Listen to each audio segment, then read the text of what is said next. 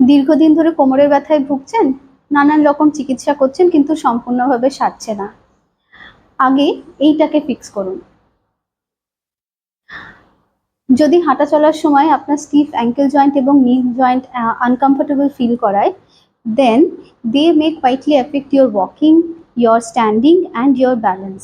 যখন আমরা হাঁটাচলা করছি বা লোড নিচ্ছি, তখন যদি আমাদের এই জয়েন্টগুলো এবং তার আনুষঙ্গিক যে পাশে পেশি আছে, টেন্ডন আছে, ফেশিয়া আছে, এগুলো যদি সচল না হয়, মোবাইল না থাকে বা একই সঙ্গে কাজ না করে, তাহলে কিন্তু আমাদের এর উপরের দিকে বিভিন্ন রকম ব্যথা কিন্তু হতে পারে। আজকে আমরা বেসিক একটা এক্সারসাইজ দেখাচ্ছি, যেইটাতে আপনারা এই 3টে জয়েন্টেরই কিন্তু উপকার পাবেন।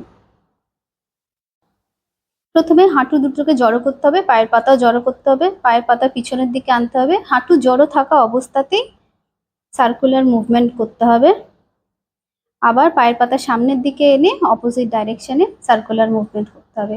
এতে কি হবে, আমাদের অ্যাঙ্কেল এবং নি জয়েন্টের রোটেশন ইমপ্রুভ হবে, আমাদের লোয়ার লিম্বে ফ্লুইড মোবিলিটি বাড়বে, তার ফলে আমাদের হিপ জয়েন্ট এবং লোয়ার ব্যাককে কম্পেনসেটরি মোডে যেতে হবে না। এটা ভীষণ বেনিফিশিয়াল।